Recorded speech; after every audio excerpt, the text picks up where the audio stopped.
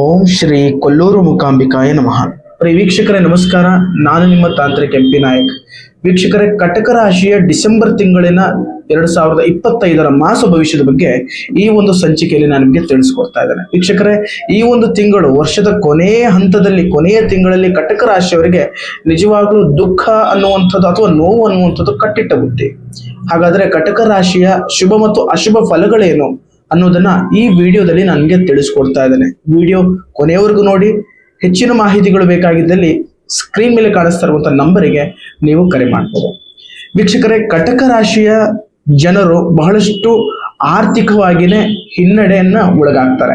ಯಾತಕ್ಕೋಸ್ಕರ ಅಂತ ಹೇಳಿದ್ರೆ, ವ್ಯಾಪಾರಿಗಳಿಗೆ ವ್ಯವಹಾರವನ್ನು ವಿಸ್ತರಿಸಲಾಗಿರ್ಬೋದು ಅಥವಾ ಹೊಸ ವ್ಯವಹಾರಗಳನ್ನು ಪ್ರಾರಂಭಿಸಲು ಬಹಳ ಒಂದು ಕಷ್ಟಕರವಾದಂತಹ ಒಂದು ಸಮಯ. ಹಾಗಾದ್ರೆ ವ್ಯಾಪಾರದಲ್ಲಿ, ವ್ಯವಹಾರದಲ್ಲಿ ಯಾವುದಾದ್ರೂ ಹೊಸ ಬಿಸ್ನೆಸ್ಗಳಾಗಿರ್ಬೋದು ಅಥವಾ ತಮ್ಮ ಬಿಸ್ನೆಸ್ಗಳನ್ನ ಎಕ್ಸ್ಪ್ಯಾಂಡ್ ಮಾಡಬೇಕು, ವಿಸ್ತರಿಸಬೇಕು ಅಥವಾ ಬೇರೆ ಒಂದು ಬ್ರಾಂಚ್ ಅನ್ನು ಸ್ಟಾರ್ಟ್ ಮಾಡಬೇಕು ಅಂತ ಅನ್ಕೊಳ್ಳೋರು ಈ ತಿಂಗಳು ಒಂದು ಸ್ವಲ್ಪ ನೀವು ಸುಮ್ಮನಿರೋದೇ ಬಹಳ ಒಳ್ಳೆಯದು. ಮತ್ತು ಹಳೆಯ ಹೂಡಿಕೆಗಳು ಬಹಳ ನಷ್ಟದ ಸಾಧ್ಯತೆ ಆಗ್ತದೆ. ಯಾತಕ್ಕೋಸ್ಕರ ಅಂತ ಹೇಳಿದ್ರೆ, ಹಳೆಯಲ್ಲಿ ಯಾವುದಾದ್ರೂ ನೀವು ಹೂಡಿಕೆಗಳು ಹಾಕಿದ್ರೆ ಅಥವಾ ಇನ್ವೆಸ್ಟ್ಮೆಂಟ್ಗಳು ಹಾಕಿದ್ರೆ ಈ ಒಂದು ತಿಂಗಳಲ್ಲಿ ಒಂದು ಸ್ವಲ್ಪ ನಿಮಗೆ ಒಂದು ಸ್ವಲ್ಪ ಲಾಸ್ ಆಗಿರ್ಬೋದು, ಈ ರೀತಿ ಆಗ್ತದೆ. ಹಾಗಾಗಿ ನೀವು ಸ್ವಲ್ಪ ಯೋಚನೆ ಮಾಡಿ ಹೂಡಿಕೆಗಳನ್ನು ಮಾಡುವಂಥದ್ದು ಬಹಳ ಒಳ್ಳೆಯದು. ಮತ್ತು ಏಕಾಏಕಿ ಖರ್ಚುಗಳು ಬರುವುದು ಮತ್ತು ಆರ್ಥಿಕ ನಷ್ಟದ ಬಗ್ಗೆ ನೀವು ಗಮನ ಹರಿಸಬೇಕು. ಏಕಾಏಕಿ ಖರ್ಚುಗಳು ಜಾಸ್ತಿ ಬರ್ತದೆ. ಕಟಕ ರಾಶಿಯ ಜನರಿಗೆ ಏಕಾಏಕಿ ಖರ್ಚುಗಳು, ಹಠಾತ್ತಾಗಿರುವಂಥದ್ದು ಏನಾದರೂ ಒಂದು ಸಮಸ್ಯೆಗಳು, ಅಚಾನಕ್ ಆಗಿ ಏನಾದರೂ ಒಂದು ನಿಮಗೆ ದುರ್ಘಟನೆಗಳು ನಡೆಯುವಂತಹ ಒಂದು ಸಂಭವಗಳು ಈ ಒಂದು ತಿಂಗಳಿನಲ್ಲಿ ನಿಮಗೆ ಕಾಡ್ತಾ ಇರ್ತದೆ.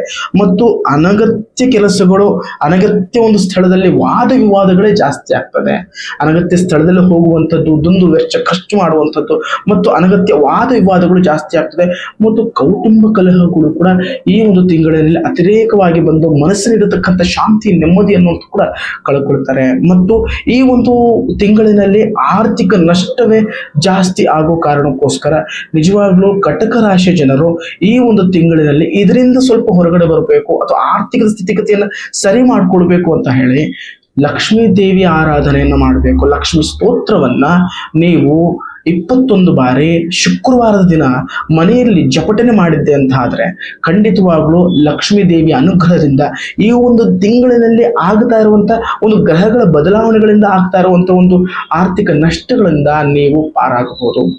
ಹಾಗಾದ್ರೆ ವೀಕ್ಷಕರೇ, ಈ ಒಂದು ವಿಡಿಯೋ ನಿಮಗೆ ಇಷ್ಟ ಆದಲ್ಲಿ ನೀವು ಲೈಕ್ ಮಾಡ್ಬೋದು, ಸಬ್ಸ್ಕ್ರೈಬ್ ಮಾಡ್ಬೋದು ಮತ್ತು ಶೇರ್ ಮಾಡ್ಬೋದು.